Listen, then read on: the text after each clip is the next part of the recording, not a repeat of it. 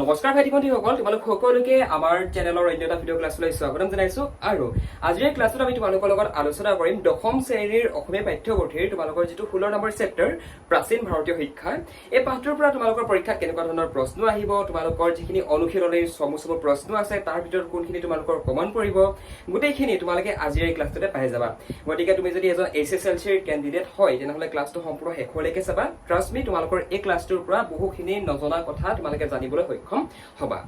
এক নম্বৰ প্ৰশ্নটো মন কৰা, তক্ষশিলা বিশ্ববিদ্যালয়ৰ 3জন প্ৰখ্যাত ছাত্ৰৰ নাম লিখা। এতিয়া এই প্ৰশ্নৰ উত্তৰটো আমি কি বুলি লিখিম মন কৰাচোন। তক্ষশিলা বিশ্ববিদ্যালয়ৰ 3জন প্ৰখ্যাত ছাত্ৰৰ নাম হৈছে জীৱক, পাণিনি আৰু চাণক্য। এই প্ৰশ্নটোত আমাক কি সুধিছিলে যে তক্ষশিলা বিশ্ববিদ্যালয়ৰ 3জন প্ৰখ্যাত ছাত্ৰৰ নাম, অৰ্থাৎ 3জন বহুত বেছি মেৰিট ষ্টুডেণ্টৰ নাম আমাক লিখিব কৈছিলে। পণ্ডিত চাণক্যৰ নাম শুনিছা, কৌটিল্যৰ নাম তোমালোকে নিশ্চয় শুনিছা, জীৱকৰ নামো শুনিছা, কিতাপত পাই আহিছা অলৰেডি। পাণিনি নামৰ যিজন ছাত্ৰ তেখেতৰ নামো পাই আহিছা। এই 3জন ব্যক্তি তক্ষশিলা বিশ্ববিদ্যালয়ৰ বহুত বেছি চোকা ষ্টুডেণ্ট আছিলে, বুজিলা। 2 নম্বৰ কুৱেশ্যনটো মন কৰা, তক্ষশিলালৈ কোন কোন দেশৰ পৰা ছাত্ৰ ছাত্ৰীৰ সমাগম ঘটিছিল নতুবা ছাত্ৰ আহিছিল। এতিয়া ভাইটি ভণ্টিসকল এটা কথা অলৱেজ মন কৰিবা, তোমালোকৰ মই লেচনটো বুজাওঁতে এইখিনি কথা মই বুজাই আহিছিলো যে তক্ষশিলা বিশ্ববিদ্যালয় কেৱল মাত্ৰ ভাৰতবৰ্ষৰ প্ৰেক্ষাপটতে নহয়, তক্ষশিলা আৰু নালন্দা এই দুখন বিশ্ববিদ্যালয়ে প্ৰাচীন ভাৰতত এনেকুৱা এটা মানে ইম্পেক্ট ক্ৰিয়েট কৰিছিলে, ভাৰতবৰ্ষৰ লগতে চীন, ৰোম, তাৰপিছত তোমাৰ ইজিপ্ত, তেনেকুৱা দেশবিলাকৰ পৰাও সেইটো সময়ত ভাৰতবৰ্ষৰ তক্ষশিলা আৰু নালন্দাত ষ্টাডি কৰিবৰ কাৰণে ষ্টুডেণ্টছ আহিছিলে। এতিয়া এই প্ৰশ্নটোত একেবাৰে আমাক চমুকে সুধিছে, অ'কে, কি বুলি সুধিছে যে কি তক্ষশিলা বিশ্ববিদ্যালয়ত অধ্যয়ন কৰিবলৈ আৰু কি কি দেশৰ পৰা ছাত্ৰ আহিছিল। তোমালোকে উত্তৰটো ইমান দীঘলকে লিখিব নালাগে, চমুকে লিখিবা যে কি চীন, কোৰিয়া, মংগোলিয়া, গ্ৰীক, মধ্য এছিয়া এইকেইখন দেশৰ পৰা তক্ষশিলালৈ ষ্টাডি কৰিবৰ কাৰণে ষ্টুডেণ্টছৰ সমাগম ঘটিছিল, বুজিলা। অ'কে, নেক্সটটো মন কৰা। নেক্সট প্ৰশ্নটো তোমালোকৰ একদম চমু প্ৰশ্ন হয় যে নাগাৰ্জুন কোন। তোমালোকে এই প্ৰশ্নৰ উত্তৰত লিখিবা যে কি নাগাৰ্জুন আছিল শ্ৰীধান্য কটক বিশ্ববিদ্যালয়ৰ এজন শিক্ষক। এতিয়া নাগাৰ্জুন কোন বুলি যদি তোমালোকক চমুকে সোধে ইয়াত মাত্ৰ 1 নম্বৰে আহিব। ইয়াৰ আনচাৰ তোমালোকে লিখিব লাগিব যে কি নাগাৰ্জুন আছিল শ্ৰীধান্য কটক বিশ্ববিদ্যালয়ৰ এজন শিক্ষক, ছাত্ৰ নহয় শিক্ষক হয়, বুজিলা। অ'কে, নালন্দা বিশ্ববিদ্যালয়ত অধ্যয়ন কৰা কোনজন চীনা ছাত্ৰক কামৰূপ ৰাজ্যলৈ নিমন্ত্ৰণ কৰা হৈছিল আৰু সেই নিমন্ত্ৰণ কৰা ৰজাজনৰ নাম কি আছিল। বহুত বেছি ইম্পৰ্টেণ্ট কুৱেশ্যন হয়, তোমালোকৰ কিতাপতে আছে। এতিয়া এই প্ৰশ্নৰ উত্তৰটোত আমি কি বুলি লিখিম মন কৰা যে নালন্দা বিশ্ববিদ্যালয়ত অধ্যয়ন কৰা হিউৱেনচাং, এই হিউৱেনচাং নামৰ যিজন ব্যক্তি, এই ব্যক্তিজন মানে সেইটো সময়ত নালন্দা বিশ্ববিদ্যালয়ত ষ্টাডি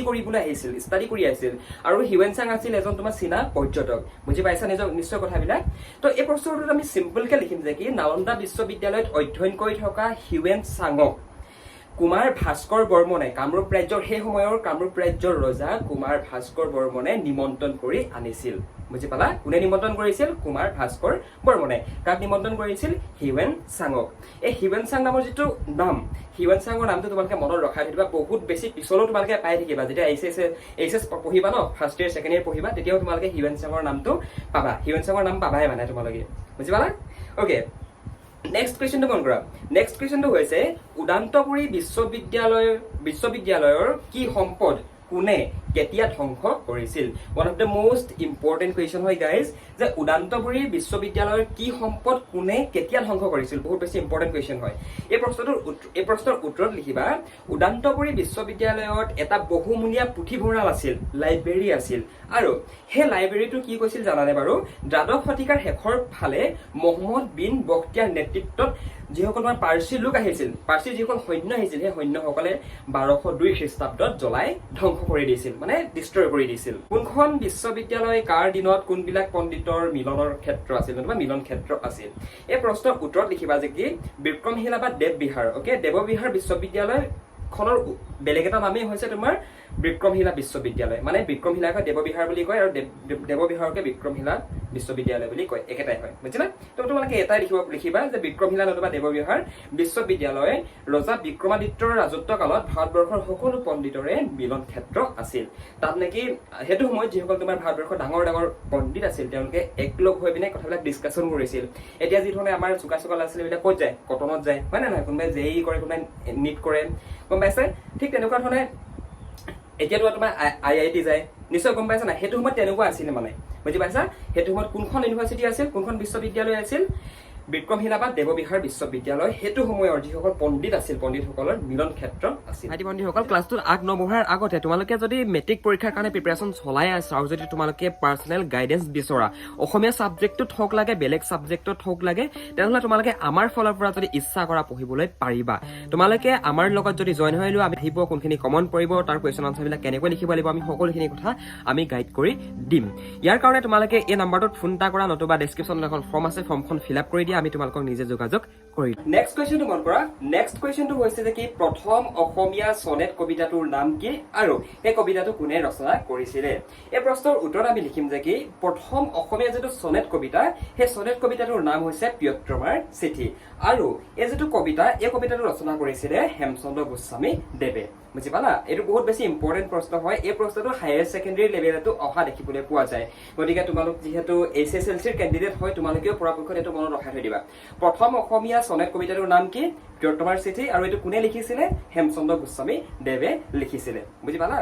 ভাই ভণ্টিসকল নেক্সট কুৱেশ্যনটো মন কৰা নেক্সট কুৱেশ্যনটো হৈছে অসম সাহিত্য সভাৰ কোনখন অধিৱেশনত হেমচন্দ্ৰ গোস্বামী সভাপতিত্ব কৰিছিল কিমান চনত আৰু ক'ত ইয়াৰ উত্তৰত আমি লিখিম অসম সাহিত্য সভাৰ তেজপুৰ অধিৱেশনত এখন হৈছিলে তোমাৰ 1920 চনত আৰু এই যিখন তেজপুৰত অসম সাহিত্য সভাৰ অধিৱেশন অনুষ্ঠিত হৈছিলে এই অধিৱেশনতে হেমচন্দ্ৰ গোস্বামীয়ে সভাপতিত্ব কৰিছিল বুজি পালা জীৱক কোন জীৱক তক্ষশিলা বিশ্ববিদ্যালয়ৰ আয়ুৰ্বেদ শিক্ষক অত্ৰেয় মুনিৰ শিষ্য আছিল আৰু তেওঁ বুদ্ধদেৱৰ চিকিৎসক আছিল তোমালোকে নিশ্চয় এতিয়া আয়ুৰ্বেদিক প্ৰডাক্ট ইউজ কৰা এতিয়া আয়ুৰ্বেদ মানে কি চোৱা আয়ুৰ্বেদ আমি যিখিনি বেদৰ কথা পঢ়ো ন সামবেদ যদুবেদ অথৰ্ববেদ ঋগ্বেদ হয়নে এতিয়া এই বেদবিলাকৰ ভিতৰতো কিছু বেদ আছে যিবিলাক নেকি তোমাৰ বিভিন্ন ধৰণৰ ক্ষেত্ৰৰ অন্তৰ্গত হয় এতিয়া আয়ুৰ্বেদ বুলি কোৱাৰ লগে লগে য'ত নেকি তোমাৰ আমাৰ বেচিকেলি যিখিনি নেকি চিকিৎসা শাস্ত্ৰৰ অন্তৰ্গত বিষয়বস্তু সেইখিনিয়ে তোমাৰ আয়ুৰ্বেদত মানে ডিসকাশন কৰা হয় বুজি পাইছা ভাইটি ভণ্টিসকল নেক্সটটো মন কৰা নেক্সট কুৱেশ্যনটো হৈছে চাণক্য কোন তেওঁ ৰচনা কৰা বিখ্যাত গ্ৰন্থখনৰ নাম লিখা আৰু তেওঁ কি নামেৰে জনা যায় one of the most important প্ৰশ্ন হয় যে চাণক্য কোন চাণক্য আছিল মৌৰ্য বংশীয় ৰজা চন্দ্ৰগুপ্তৰ এজন ব্ৰাহ্মণ মন্ত্ৰী আৰু তেওঁ ৰচনা কৰা বিখ্যাত গ্ৰন্থখনৰ নাম হৈছে অৰ্থশাস্ত্ৰ অথবা অৰ্থশাস্ত্ৰ এতিয়া অৰ্থশাস্ত্ৰ কোনে লিখিছিলে এটা ইম্পৰ্টেণ্ট প্ৰশ্ন ওলাই যায় যে অৰ্থশাস্ত্ৰ কোনে লিখিছিলে অৰ্থশাস্ত্ৰ লিখিছিলে কোনে পণ্ডিত চাণক্য অথবা পণ্ডিত কৌটিল্যই এতিয়া পণ্ডিত চাণক্যৰ কেইটামান আমাক যে নাম লিখিব কৈছে তেখেতক কৌটিল্য বুলিও জনা যায় মানে কৌটিল্য বুলি কোৱাৰ লগে লগে আমি চাণক্যকে বুজো বুজি পালা আৰু ইয়াৰ লগতে তেওঁ বিষ্ণুগুপ্ত বুলিও জনা যায় ওকে নেক্সট মন কৰা হেমচন্দ্ৰ গোস্বামী ক'ত আৰু কিমান চনত জন্ম হৈছিল অথবা তেখেতে কিমান চনত আৰু ক'ত তেখেতৰ জন্ম হৈছিল ইয়াৰ উত্তৰত আমি লিখিম হেমচন্দ্ৰ গোস্বামী 1872 চনত গোলাঘাট জিলাৰ ঢেকিয়ালত তেখেতৰ জন্ম হৈছিল নেক্সট মন কৰা হেমচন্দ্ৰ গোস্বামীয়ে ৰচনা কৰা 4খন গদ্য পুথিৰ নাম লিখা তেখেতৰ দ্বাৰা ৰচিত 4খন গদ্য পুথিৰ নাম হৈছে কথাগীতা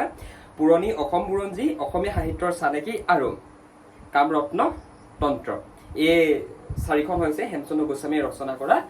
গদ্য পুথি এতিয়া পদ্য গদ্য কাহিনী প্ৰত্যেকটো বেলেগ বেলেগ কি হয় কিন্তু দেই এইবিলাক তোমালোকে মেবি জানা চাগে সেইকাৰণে ইয়াতে এইখিনি কথা এক্সপ্লেইন আমি নকৰো এটা ভাইটি ভণ্টিসকল এই ক্লাছটোত ইমান দখলৈকে তোমালোকৰ লগত আমি যিমানখিনি কথা আলোচনা কৰিলো এইখিনি তোমালোকৰ এক্সামত আহিব পৰা চান্স বহুত বেছি আছে মানে এইখিনি তোমালোকৰ বহুত বেছি কমন কুৱেশ্যন হয় গতিকে ভাইটি ভণ্টিসকল আই থিংক তোমালোকে আজিৰ এই ক্লাছটো ভাল পালা পৰাপক্ষত এই প্ৰশ্নকেইটা চাবা শ্বৰ্ট কুৱেশ্যনকেইটা চাবা আৰু তোমালোকৰ কিতাপত থকা যিমান প্ৰশ্ন গোটেইখিনি প্ৰশ্নৰ আমি এক্সট্ৰা ক্লাছ এটা কৰি আহিছো যিটো ক্লাছ যদি তোমালোকে এতিয়ালৈকে চোৱা নাই আমাৰ এপত গৈ চাই ল'ব পাৰা নতুবা যদি কোনোবাই যদি হোৱাটছএপৰ থ্ৰুৱেদি আমাৰ ক্লাছ কৰি আছা তেনেহ'লে